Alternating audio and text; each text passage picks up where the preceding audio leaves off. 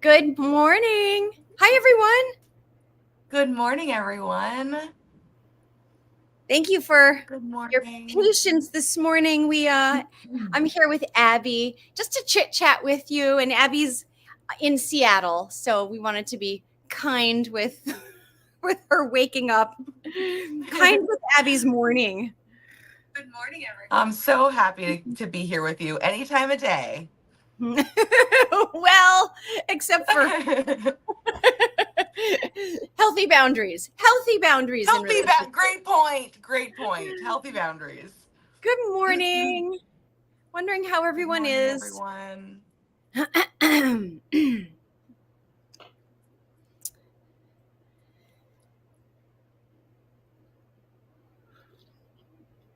Do you have tea?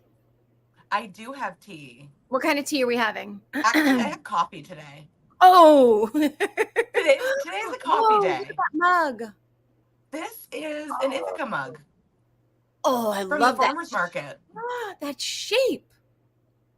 When I it's know. not feels like burning, you love holding like that. The It's my this is my favorite holding it's mug. gorgeous.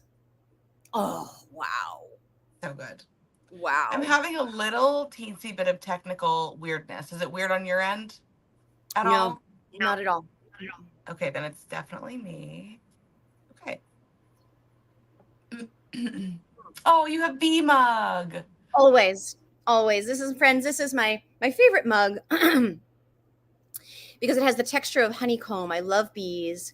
And Abby is my bestie of over 12 years. And we've done half of our relationship in spiritual friendship, living either together or like near each other, spending lots of time together. And the other half has been with like the thumbs down Pacific in between us and like, thumbs down to the Pacific and so many states. But at least at this point, I could technically get in my car and just be like at Abby's in 700 hours. Absolutely. So this mug always reminds me of her. Speaking of bees, I watched the most amazing video this morning. It was just like a minute on Instagram. I almost sent it to you. It's a buzzard. It's like the something honey buzzard. And it just eats honey from beehives. And the bees aren't like, hey, buddy, we'll just step over here. You do you, and then we'll come back. They're all over him. Like, it was the most unbelievably intensely wow. Just nature. Now, I mean, we could do every chat about nature. Oh my goodness. It was so wild watching him just casually eating honey. It was like wild. Oh, that is amazing. I know I'm in my Oh own my world gosh. right now. I know I'm so in my own world. So anyway, friends, happy to share my Abby with you again. Abby was with us last week at the start of Laura's vacation, and Laura will be back with you all here on Monday. That'll be her first podcast, her first coffee with the collective. She'll be solo with you on Monday with all of us to tell us all about her adventure. So we just keep sending good energy to her, and may she continue to just enjoy this family time together. And hey, Mary, good morning. Hi, Shauna, Karen, Ashley. How's everyone this morning? How are you? We wanted to come on and just chit chat a little bit about relationships because it's a topic we love. And if you are not on the monastic, whoops, there goes Abby.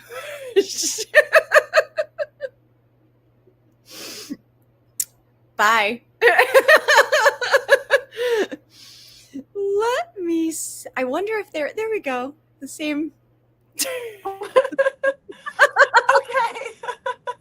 Am I back? You're back. Okay. Hi. Hi. Okay. Sorry, friends. Having some technical, weird, unusual Wi-Fi things going on. Okay. Okay, that was fun. Hey, Okay. Lisa. Hi, Mary. Good morning. Hi, Lippy. So Abby and I wanted to chat a little bit about just relationships because if you're not on the monastic pathway. You are on the path of relationships, That's whether right. you consider it or not. But if you step back and think about it, it's like, okay, everywhere I go, there I am in a relationship. When I'm alone, hi, me with a relationship with me. Hi, me again. When I, when I, when you're in partnership, you're in friendships, you are in relationship with your work, with your colleagues and coworkers, your neighbors. So we really have technically said yes to the path of relationships. Wait, I'm just seeing an amazing reflection from a friend watching right now. Mm. This is amazing. Okay. Ooh. She says, Sailor Cat, that's the coolest name. My kiddos used to rub corn grain all over their arms and legs and stand on the porch, and the bees would land all over them, and they loved eating the corn grain. Wow. Oh. That is the coolest. Oh, You we know, need we're to do trying that. that. We're trying that. We're doing that this summer. That sounds amazing. Wow. Oh my gosh. And Wow, thank you so much for that. no, seriously. I've never heard of that. That's amazing. We're immediately doing it. And right now I'm watching the hugest flock of blackbirds land here and eat. There's got to be like near 100 of them. There's red-winged Oh, blackbirds. There's like, they remind me of the starbelly sneeches. Like some have the red wings, some don't. oh, that's amazing. Oh, I love them. I love the holy moly. I wish you guys could see this. See it here. It's just amazing. Oh. Mary is starting her own hives in the spring. Oh my gosh. Good for you. So we wanted to chat just a little bit about, and I know there's such collective wisdom here. What are some best practices that you have been bringing into your relations, being conscious on your spiritual path and your spiritual journey? You've heard me say it a million times. I see that the spiritual path is synonymous with the healing path. And what is it we're healing from? Well, we're healing from a whole bunch of things, and no one's excluded from this, from the conditioning that we receive from our family of origin who raised us, our communities, our culture, media. We're healing from all the conditioning. We're healing from our survival strategies, which is what creates the egoic structure. We're healing from soul wounds that we receive and deliver, abandonment, rejection, betrayal, humiliation, injustice. So there's a whole ton of stuff that is our responsibility to heal. Why? So we can feel free, so we can be free. And when we're not free, our automatic unconscious egoic tendencies are going to be running the show.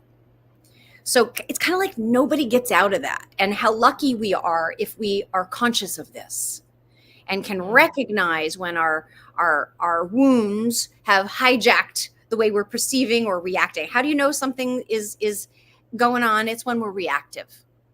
It's when we're reactive.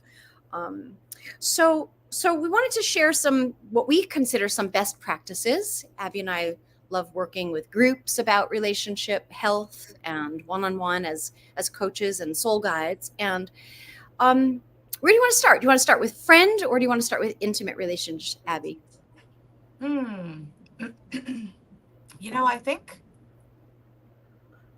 I think we could start with the overarching that relates to both, which is something about relationships that I didn't learn until I was on a spiritual path, is about something that I've heard some people call relationship sadhana or relationship karma.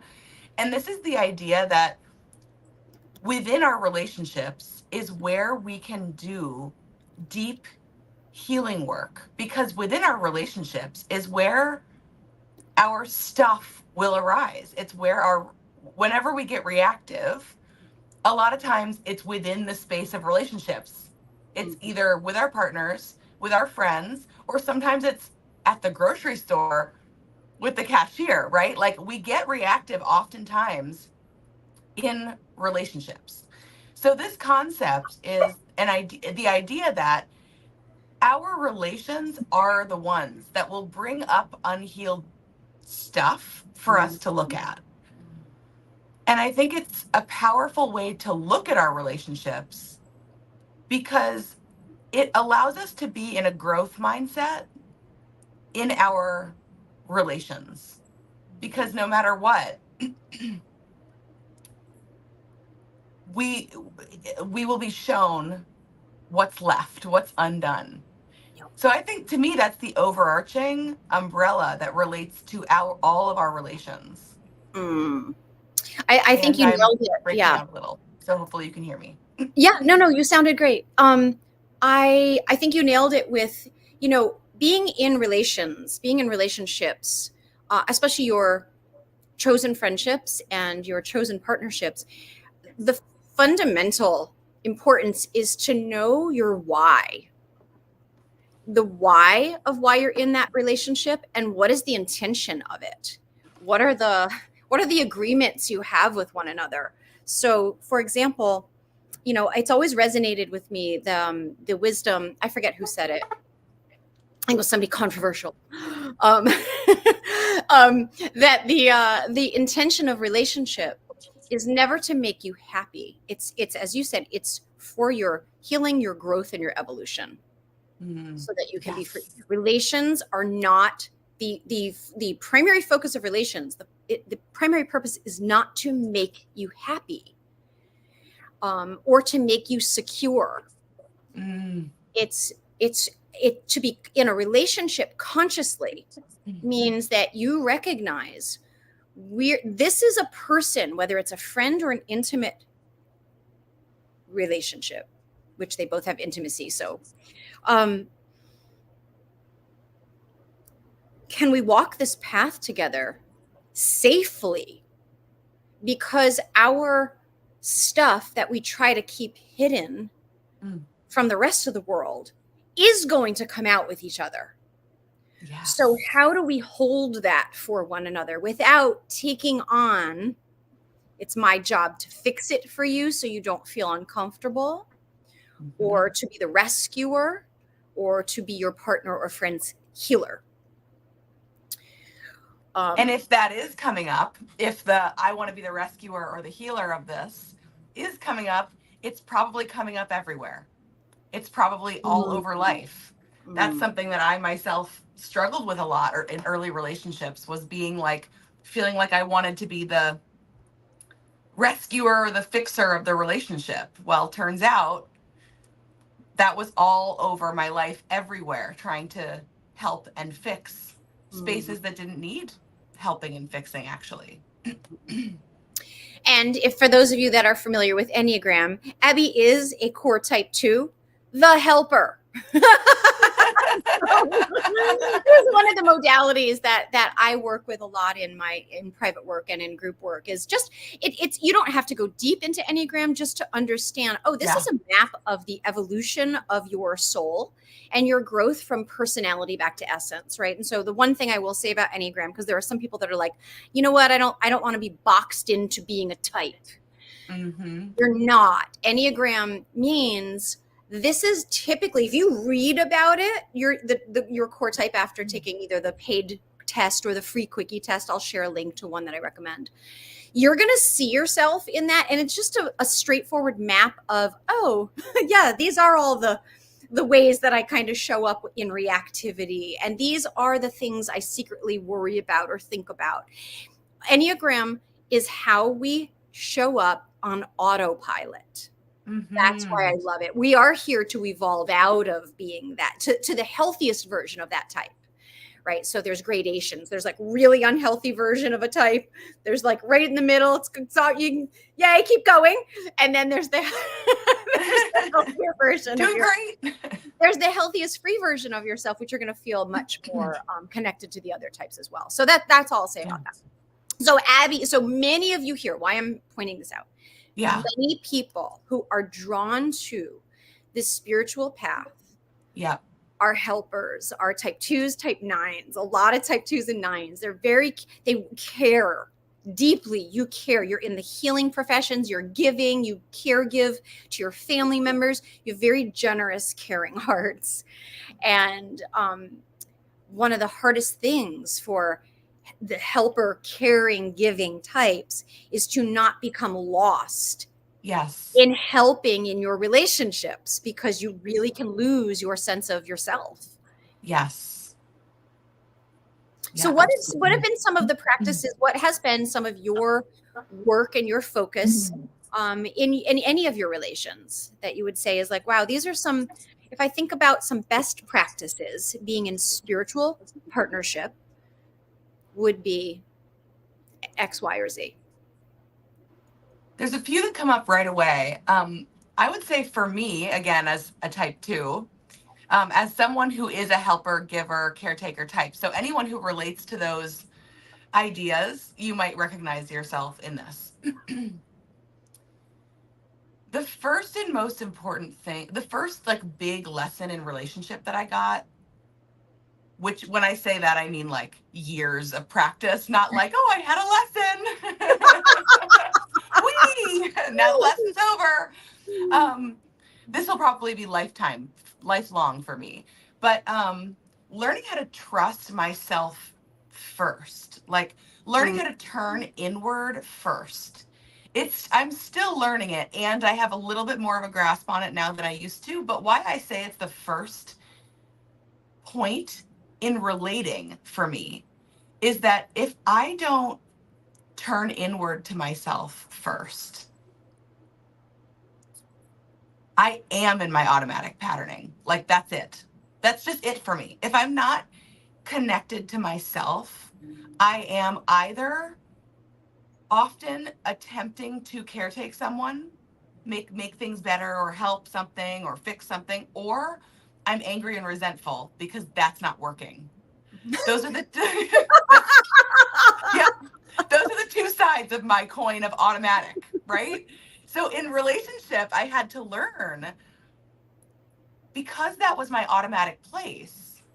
It can feel like if you're also a caretaker, you it can feel okay doing caretaking for a pretty long time. Like you could go about your relationships for quite a long time doing like enmeshed in another person, just caretaking and trying to fix stuff without noticing that you're not really deeply connected.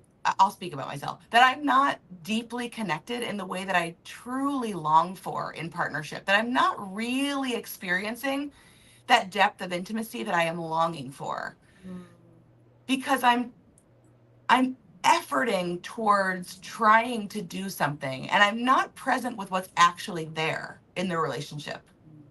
So, why I say that as the big first lesson is that when I began to turn towards myself more and really listen to my heart more and begin the process of learning to trust myself, intimacy changed because I realized um, what I longed for in partnership. It's mhm, easy, it's pretty easy for me to meet someone else's desires. mhm, But when I started to couple that with um, when I started to show up as my most authentic self, soul expressed, relationships have really began to change for me. My friendships, my partnerships, and it's still a process, right? But I don't want to be in the coin of I'm either caretaking or I'm angry that caretaking isn't doing what I want it to do, or sad, or whatever the emotion is. Like that coin isn't, I'm not connected in that coin. I'm not truly connected in mm, that space. mm, I'm not truly experiencing intimacy in that space. mm, I'm just trying to make something mm. happen. So what have been the, sometimes we can't see things or patterns in our life. However, what we can see are the symptoms and signatures in Oh, our behaviors of unrest, right? So yes. it's like when we are out of integrity with our soul, well Yeah. intended, right? This is how we learn. This is, remember, Yes, yeah. It's all fine. This is it. spiritual beings having a human Yep. experience in earth school.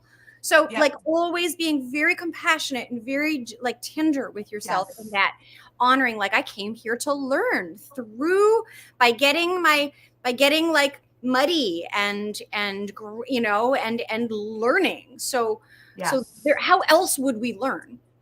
So Yes. what You're were you're your, doing great. You're on the yeah, path. oh my There's God, you're doing nothing. great. You're doing great. Yep. And keep finding communities and friends where you can Yes. connect and talk about this. So what were some signatures that were persistent and consistent that told you, you sweetheart?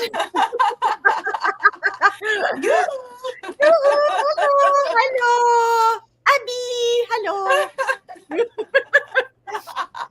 life is not in a rush, right? There's like, it's not rushing us to like wake up. It's like we're all like these beautiful seeds.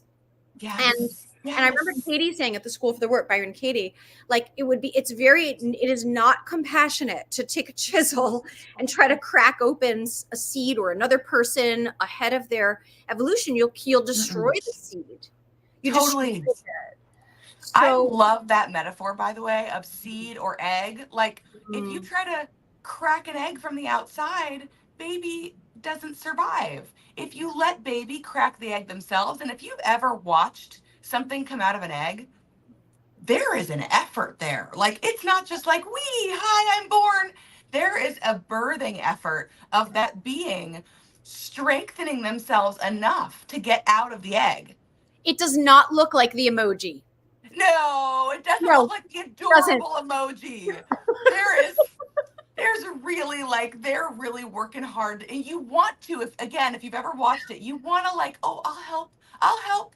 I'll take that team little effort. We got this. Yep. A classic 2 is like, I'll get the tweezers. You rest. You look tired. I'll do this for you. Tired. I got you. Butterflies are the same. I'm sure many here have seen butterflies come out of chrysalis. And right. Yes. And so when, like, in our classroom many years ago, we would have the monarchs would make their chrysalis in a beautiful little thing, and then they would release them. And watching that last step was so astounding. It's like, because it's fully transparent at the, it's like, he's really in there. And it was so beautiful to see them like come out of the chrysalis, and then they stand there and their wings are really crumpled and their bellies are ginormous. And they have to pump. They just sit there for a while pumping, and the pumping action moves the contents of the belly out into the wings. So if you help it to come out of the chrysalis, it loses its ability to it loses that last step. It won't be ready. That muscle won't be strong enough to then get those wings all happening. Oh my God.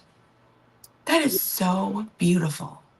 So there's something to be said about how we need some degree of struggle and resistance.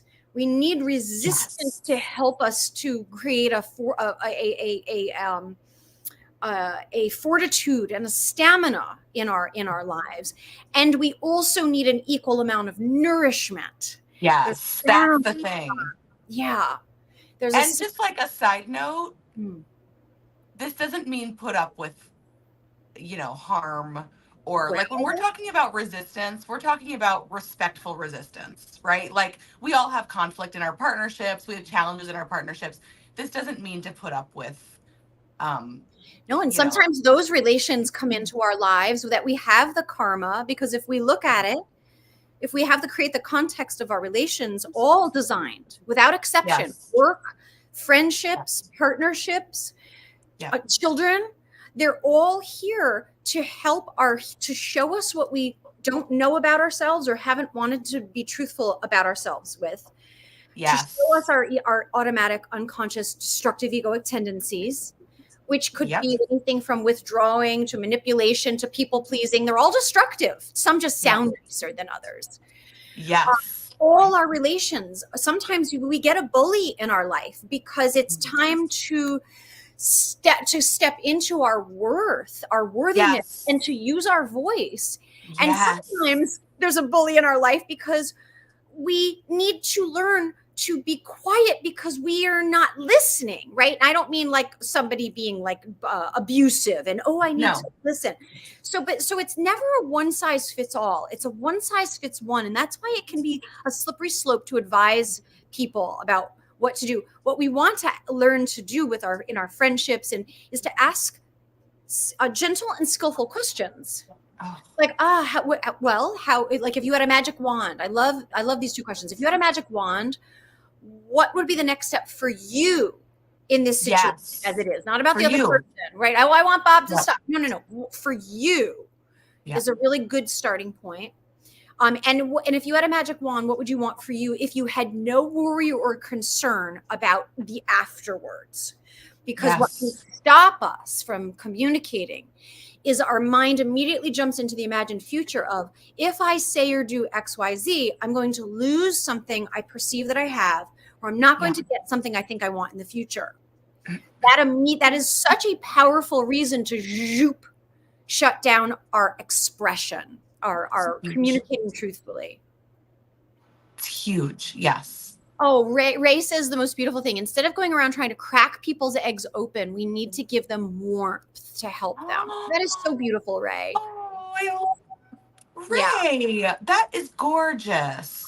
yeah. Yes, give them warmth, or in the seed context, like the warmth from the sun and the nourishing waters. I love that. And how do we give other people warmth? We first have to make sure We we are warm. Like we have to we have to cultivate be our the we have to warmth. be the sun, be Yes. the light. Like that's it's actually a great metaphor. Really being, we hear that a lot, like be the light or be the one or whatever. But really, if if we are being that light, so much not for them, but because we are that and we know it and we know how to turn inward and connect with that. That is that nourishing light and warmth. So yeah, so I know I just moved us to No, Australia it's and great. back. What It's great. what else comes to mind in terms of best practices for the health of spiritual friendships and relations? I think the next, so after the, like the turning, that's why I started with the turning inward, because it's so the first step, especially for me. It was just the first step, and I couldn't do any of the rest of what I would say without learning this. And The next thing, you had to risk, because then you get connected to your truthfulness inside, and now it's going to feel risky to live what you hear. that's exactly it. Because early on, listening to my inner voice was actually scary for me because I would hear things I didn't want to do. And I didn't have at the time the capacity to do them or say them or be them. I just didn't. And it's fine because, like we said, we're on the path, we're on the journey. Um, so without that piece of starting to learn to trust my inner voice, I couldn't hear like, oh, maybe express to your partner that sat weird in your system. Like I couldn't do it. I just didn't. I couldn't. I was too afraid that exactly what you said, that I would lose something, that I, what was it? Lose something I thought I had. Lose something we think we have right now, and that could be anything from the feeling of safety, security, stability, to a family you're connected to be living in a home that I mean, it's like it goes everything from emotion to out Totally. into the tangible. Or yeah, so we oftentimes sell out our truthfulness because of we're afraid of losing something things we perceive we have, or not retaining or having things we think we want in the future. Yes, that exactly that. So yeah, so that's why I had to start there. So the next thing that I would say to me is crucial is communication and listening. I know that's a very, like, we're talking about a big overarching topic that we hear a lot, but to me communication means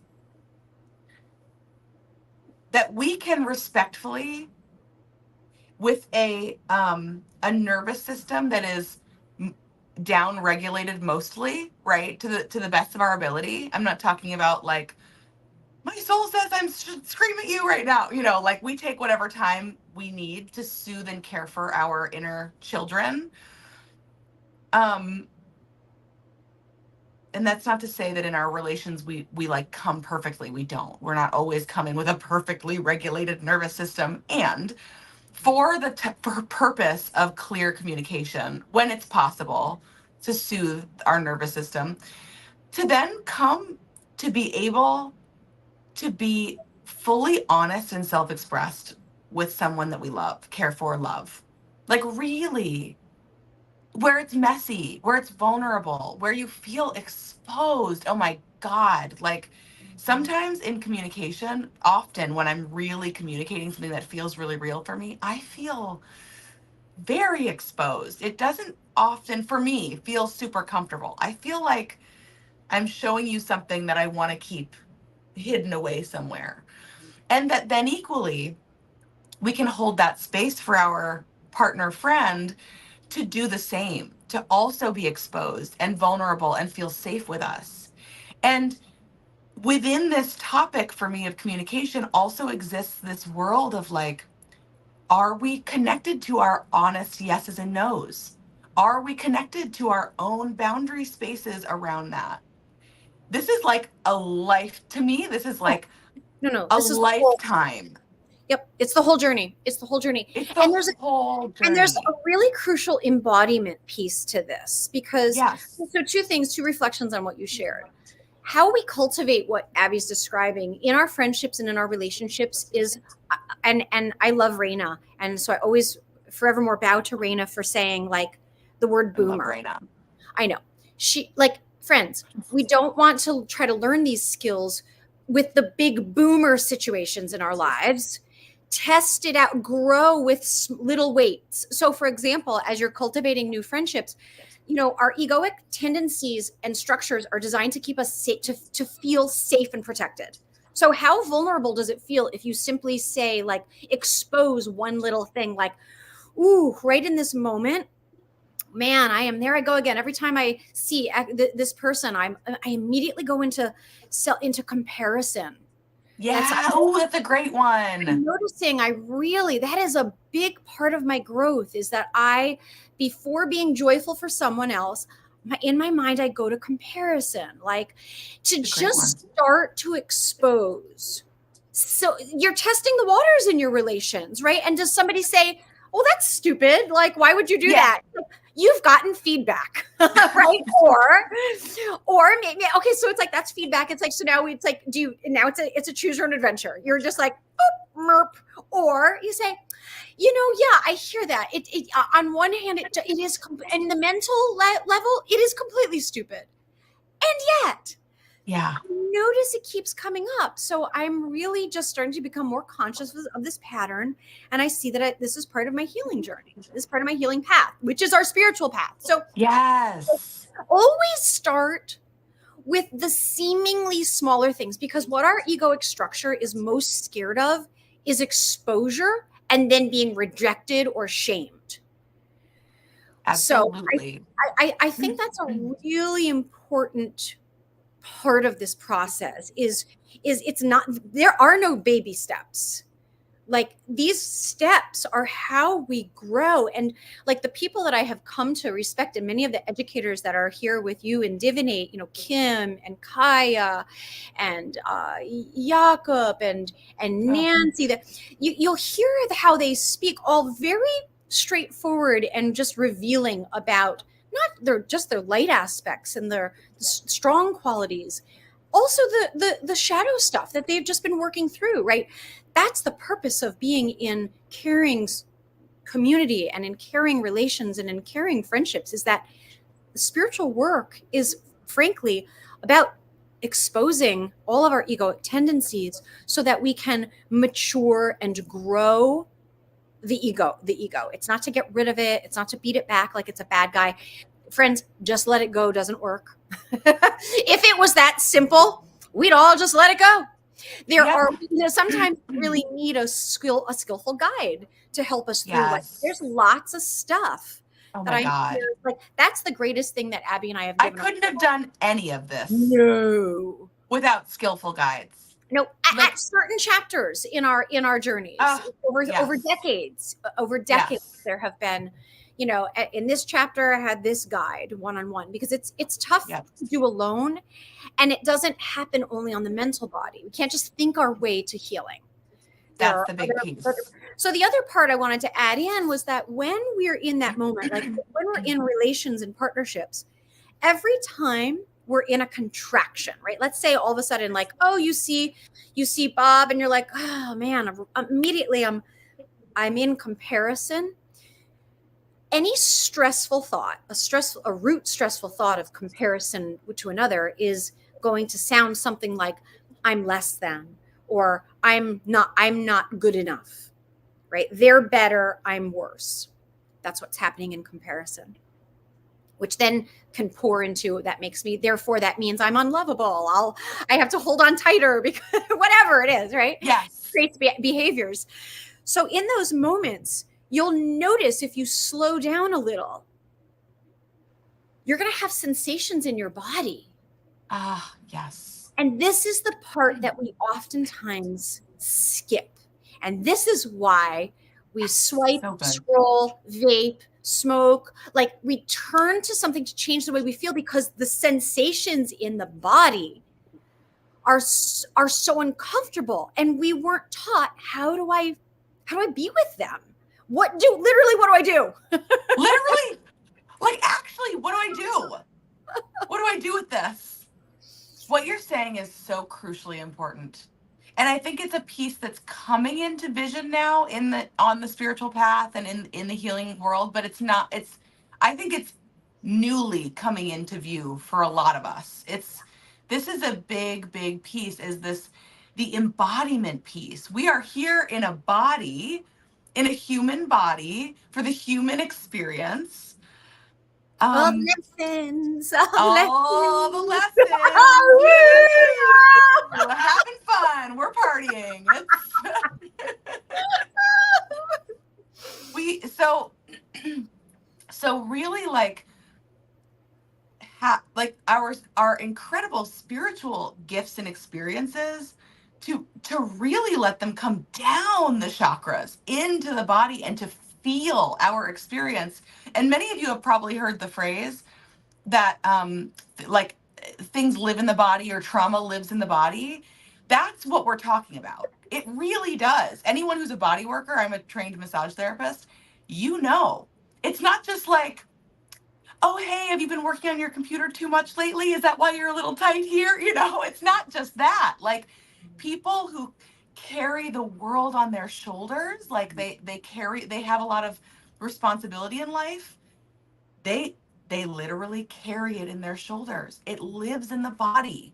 So it's not enough to just, like, we have to get into the sensations in our bodies and let that move through our entire system in order to heal those spaces. So what you just said, Danny, is like crucial Yeah, on our paths. it is essential. We can't skip that part. Like, there are different ways, different educators have phrased it differently. Debbie Ford, who is I think she wrote the light side of the shadow or something. There's a phenomenal book about shadow work. She I think her expression was we are as sick as our secrets. And Ooh. it's meaning Oh, anything unattended to. We cannot, anything we bypass eventually catches up to us, and it has to play out in our relationships. oh, that This is is so the beauty of good. healing. The beauty of healing is that everyone's healing is determined. It is so determined to give you the opportunity to heal that just look at your life. You can look at your life. There are areas that you're like, wow, this is working really well. This is a fucking train wreck. I don't even know what to do here. Right? So Totally. our lives are showing us the health of our interior world. Or Carolyn May says your biography is in your biology. Oh, yes, that's a good Um, one. um, uh, the body keeps the score, right? Oh, All our source, and we have to learn, what do we do when we're in that moment, and many of our nervous systems are very tense and dysregulated as it is, so it's very difficult to go in and be like, I'm just going to breathe into these sensations, because we've spent most of our life avoiding that. So practices that are really nourishing when we're not really triggered is where we can start to build up a gentle muscle and stamina. And I love Zeke's reflection. I often listen to music at that moment of feeling the body.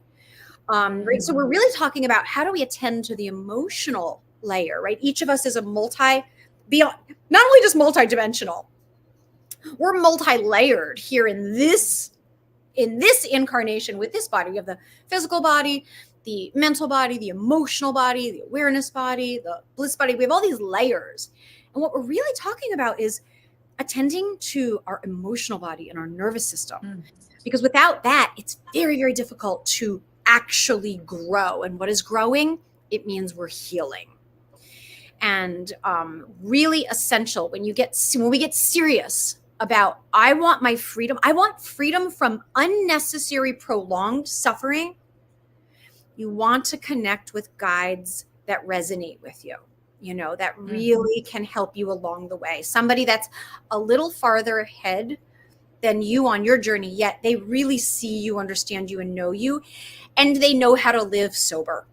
And by living sober, I mean they're grounded, they're clear. The things you want to look for in healers and guides. Grounded is really important, and that they know how to live sober. And by living sober, I mean they're equipped to navigate the whole experience of their human experience, and they don't need to turn to something to change the way they're feeling. They know how to be with the whole range, and not in a resigned, bypassy way, right? Connecting with healed healers is really, really important on your journey. And it can be individual work, it can be group work. There are lots of options, and there are great guides in Divinate, and the Divinate directory. We're always happy to help you make referrals and connect you with really with healed healers. That matters very much to me, because sometimes healers can jump into healing, with such a pure heart, and inadvertently be projecting some things that are still seeking resolution internally onto their clients, or can come into this space. So working with healed healers. And it's not like there's healing police that say you're now healed, you now have the healing trophy. But I mean, there's you really want to get to know your practitioners, so you really can feel that you're in good, grounded hands. Sorry, I'm moving, folks. I'm just working with my signal. Yes, I totally agree with you. The other thing that we were chatting about before we live streamed, or no, this was yesterday, or maybe we were out loud journaling together, was about the myth in the spiritual circles that, quote, you should wait to enter into a relationship once you're healed. This magical time that now you are healed. And we were chatting about that. That is one of my very favorite topics to talk about. And sorry, friends, I never, ever have struggles with my signal, and that seems to be happening today. All right, can you hear and see me? Yeah, you sound wonderful. Daniela? Yeah. Okay. I think this is so this is something that I hear a lot in the healing world and the spiritual world. I hear so often this, oh well, there's truth to it, right? This concept of like, you can't be in a relationship until you love yourself fully. And I am willing to die on the hill of disagreeing with that. I'm so willing. Where I think it's absolutely true is that, of course, we do need to. It's what I talked about in the beginning, right? That process of learning to turn inward, of learning to care for ourselves deeply, love ourselves deeply, understanding well what our needs are, and what's important to us. All of that is crucial for our path. And these are conversations you have in relationships, right? Exactly. Like these are how many, oh my gosh, I've worked with so many people, couples that are going to get married. I love doing like premarital work with couples. Deer in the Love that. headlights when asked the simple question, what do you believe is the deepest purpose of being in partnership together? No idea. No idea. Yes. So they haven't even wondered. It's just Yep. the next step, right? So getting conscious of and communicating, saying, are we on the same page? What do you think? This is what I think the purpose is. This is what this is what I'm learning about myself that has me feel nourished. These are my challenge Yes. points that I'm becoming aware of, right?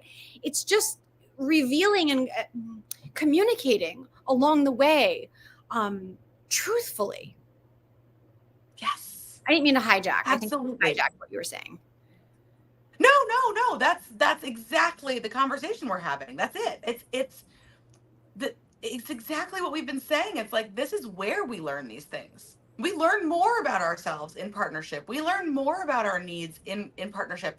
We learn more about how to love ourselves well in partnership, whether it's that you're getting the reflection of what you do want, or it's the reflection of maybe what isn't nourishing you. Both are great compasses towards ourselves if we choose to look at it that way. So I'm a bigger fan of, at this point in my life, stepping into a relationship, whether it's friendship or partnership, and saying, hi, this is where I'm a little messy.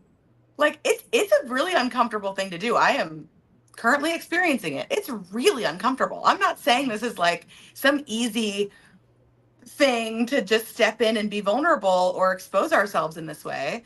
However, I think if we're really committed to our spiritual growth and our healing, there's really something to be said for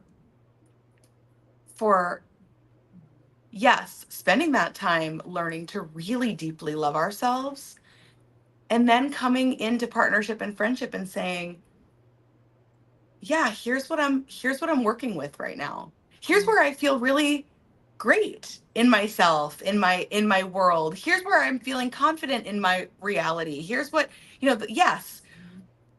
And also here's what I'm working on. Here's where I'm actually really a novice. Here's where I'm a total amateur like I am just learning what boundaries even are and communicating them. Whoa, whoa, that's a whole other world, so can I Mm. practice with you? Oh, I love that. Can I practice with you? Can I practice with you? And Oh, I have someone in my life right now who recently said something to me like, I was exposing something that felt really yucky and vulnerable. Like, ooh, I'm really bad at this. Asking for what I need or even what I think I need. Ugh, yuck. That feels so hard. I know it's great for me and I know, but boy, it feels tough to come to you and say that. And this person said, well, let's practice. What if, let's pretend. Let's play pretend. Text me. Tell me how you start with, here's how I'm feeling and here's what I think I need. And then I'll let you know if I'm available or have the capacity to meet that. I'm like, whoa, that's huge. That is huge. What if we went around being like, okay, here's where I'm a little messy. Can we practice together in our relationships? Whoa. yep. Yep. That's gorgeous. That is It's gorgeous. big. It's It is. really big. It sounds simple. It's not. It takes a lot of courage. And I wanted to point to Ray says something really I think that's very spot on. It will only work when both partners are on the healing journey together. But it will never work if only one person is trying to heal. I would probably drop only and never and work with it best works when both partners are on the healing journey and often doesn't work when one person is trying to heal, because that does leave space, right, for sometimes, all relations, my view, are karmic. If Yeah. you have karma with someone, they're in your life. That's the only reason they're there. Everyone in your life is there because you have karma with them, to in varying Yeah. degree, and we have different jobs within our karma. And all of the people in our lives are here to help us, right? Being the in the subjective center of our reality, to facilitate our healing, growth, and evolution if we work it skillfully. Yeah. That said, Ray, I solidly agree with you. I'm a real fan of John Gottman's work of the Gottman Institute, and he has been, for decades, been studying relationships and partnerships. And this is the basic gist of this one study. I may have some of the details a little inaccurate, but you'll get the point.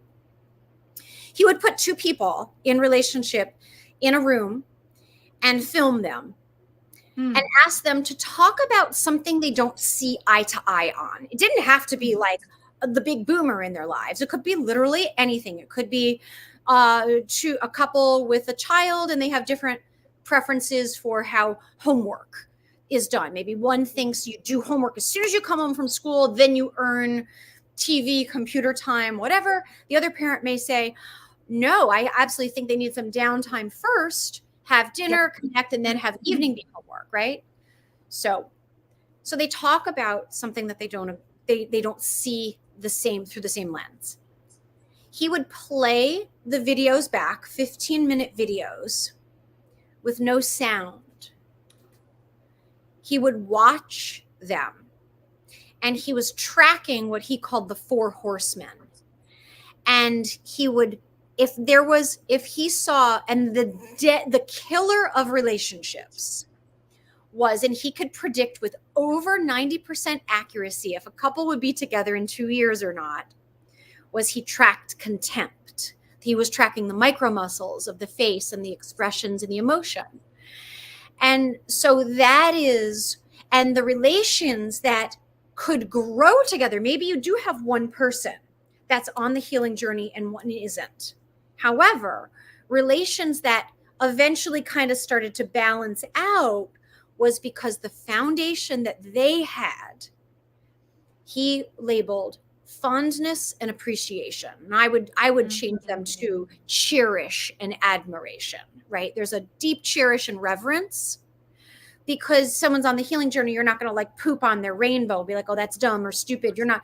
So with fondness and appreciation, Love that. or cherish and admiration, those relations that were in different places of healing journeys could level out. I love that. Yeah, he's really, his work has been really brilliant in my view. Yeah, that is really brilliant. Yeah, Ray, that's brilliant. We need to leave space, and we're either a sail or an anchor. We help them go forward, or we keep them stuck. It's beautiful. So and true.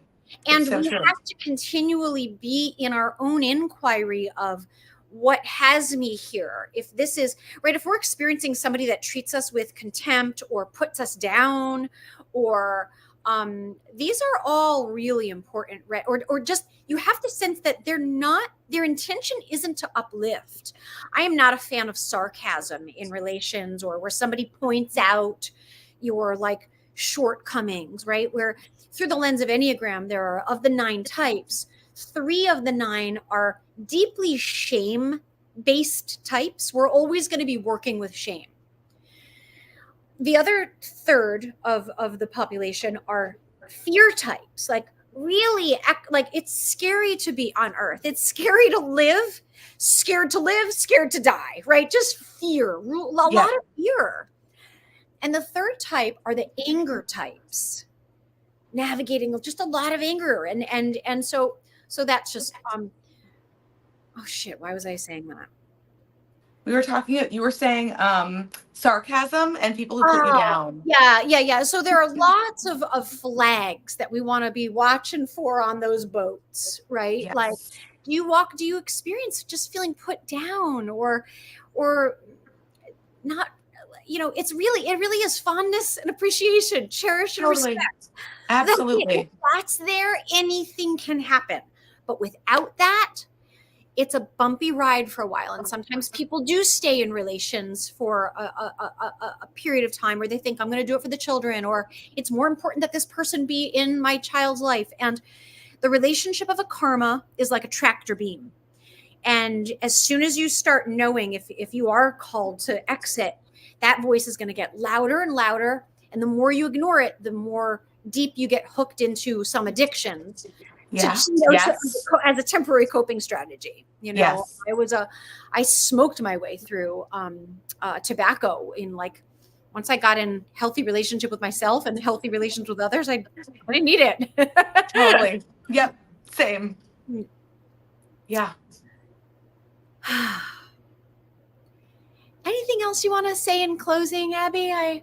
We've been here for an hour, and we'll let you all get on with your day. Tomorrow's Friday. I'm going to be back with Jakob, who's going to be.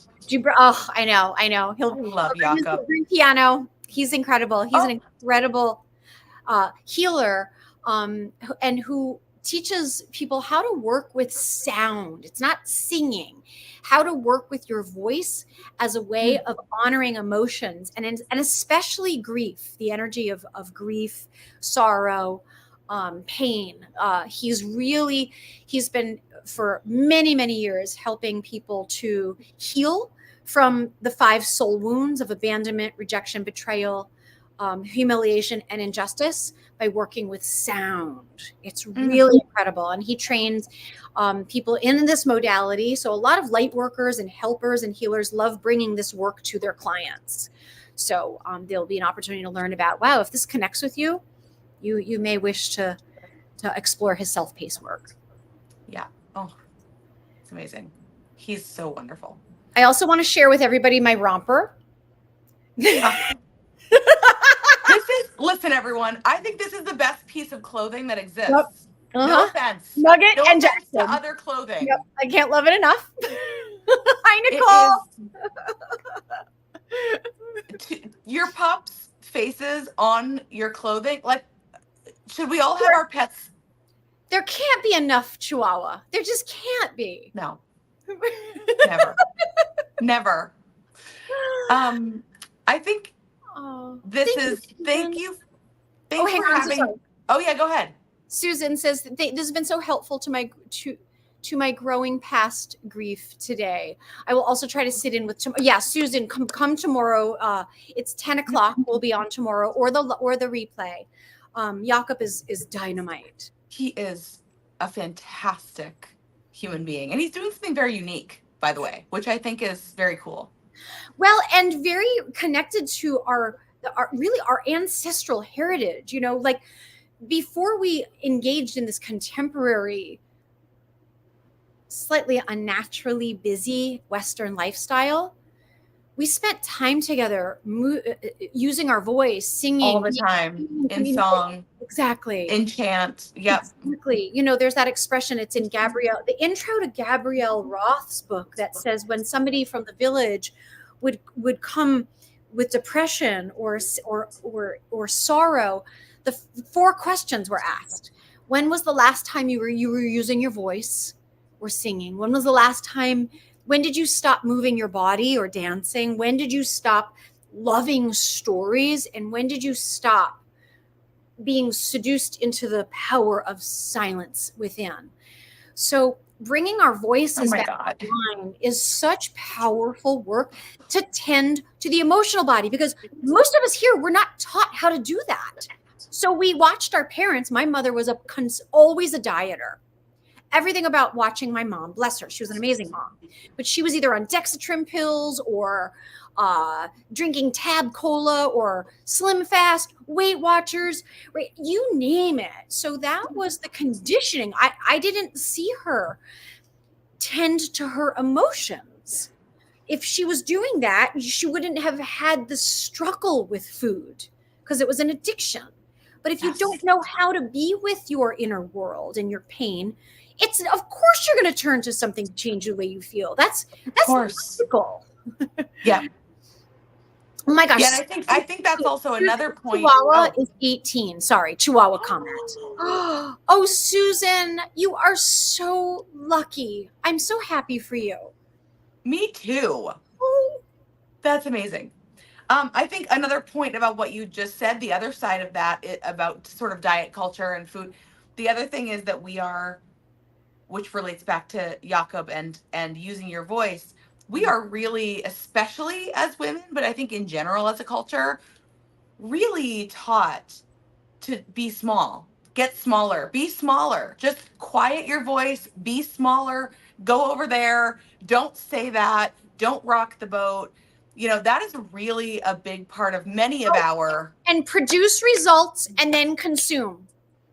Totally. Produce measurable results and then consume. Yeah. Mhm. So I think that part of the healing of working with sound is learning, like, take up some space.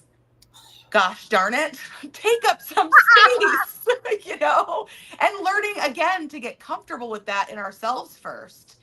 Taking up some space and being expressive and being alive in the world, being vital. And when we clear the throat chakra, we reconnect the throat and the solar plexus, are the place of action, right? Like Yes. they really do work together. Um, Speaking up is an action. Yes. So if this or your solar plexus has any weaknesses, it's very difficult to express honestly and Yeah. in an empowered way where you're not afraid of losing what you think you have. Yes. Yeah. So, yeah. So thank you, everyone. Thanks for hanging out with us this morning. Yeah. Thank you so much. This has been amazing. Yeah. Today in Divinate is shadow work in the free live stream side with Laura. Amazing. So she's so awesome. So be sure to check that out. It's a live stream in free Divinate. Aw, thank you, Michael. Um, and I think that's all that's on my mind right now for Divinate. I don't have. Now I see why this is hard for Laura. I always send her the list. Remember at the end, go down the list. I'm like, she forgot the list. I forgot the list all week. So get it. It's a lot to pay attention to. So most importantly, thank you. Thank you, Jennifer and Zeke. Thank you so much for just spending an hour with us today. Yeah, Really sweet. truly. You can connect with Abby. Abby offers free consultations if you feel a resonance with her at mothertreecoaching.com. And Christopher's reminding me that there isn't anything in the paid membership side until Sunday. Mediumship Circle with Rachel Chemness on Sunday. Thank you, Christopher. Ooh, So for those of you that haven't joined Divinate yet, and if you're curious, if you'd like to see what's in the paid membership, we've made it as cost effective as possible. It's $18 a month. The first 7 days are free. So you can even just go in and just see like all the replays from these really incredible educators that are all available for you. There's no platform that's free to run, right? So in a magical world, and maybe as it evolves, everything is free. For now, they're NICEAG doesn't care if we're like unfortunately. Yeah, so NICEAG's not here for our bartering and trading. So it's a really great value. There's 10 workshops oftentimes every month minimum that are really incredible. Tracy Trimble is in there, Kim Beekman Kaya, Rachel Chamness, Tia Carroll. We have lots of, I know I'm forgetting some educators, Dr. Scott. I know Steph has a workshop that he's going to be bringing. So lots of great stuff over there. And there's so many great things on the free side too. So it's divinate. I think there's an MN. Maybe Christopher could put that in the chat. How to join Divinate.